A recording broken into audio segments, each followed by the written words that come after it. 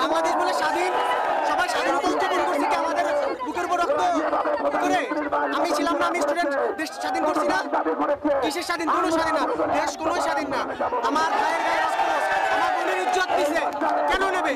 আমার ঘরে লুট কেন করবে? মন্দির ভাঙচুর করতেছে, এটা কিসের স্বাধীন? কোনো স্বাধীন না। বহুবার স্বাধীনতা দেখছি, কিসের? কোনো স্বাধীন না। দেশ কোনোদিন স্বাধীন হয় না সংখ্যালঘুদের জন্য। সব সময় আমাদের উপর নির্যাতন। কেন নির্যাতন হবে? কিছু হলে আমাদের উপর নির্যাতন। আমাদের উপর নির্যাতন করে কি পায় এরা? আমার জবাব। আর সবচেয়ে বড় কথা, দেশ স্বাধীন, ভালো কথা। ওই যে এতগুলো কাহিনী ঘটলো, মিডিয়া বলে এখন স্বাধীন, মিডিয়াতে বলতেছে আমরা এখন খুব ভালোভাবে কথা বলতে পারবো, আমরা স্বাধীন হয়ে গেছি এখন। ওই একটা নিউজও তো দেখলাম না। কই একটা নিউজ দেখান আমাকে, ভালো মতন একটা নিউজ দেখান যে একটা জেলায় যায় যে একটা বাড়িতে আগুন দিছে, মন্দির ভাঙছে। কই? দেখায় না।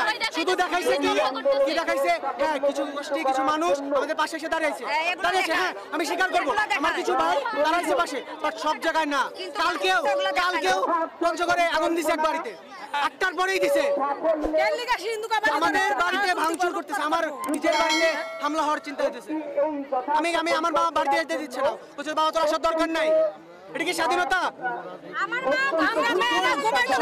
আর একটা কথা, যে রাজনৈতিক কেন্দ্র করে আমাদেরকে কেন সবসময় আমাদের উপর অত্যাচার করা হয়?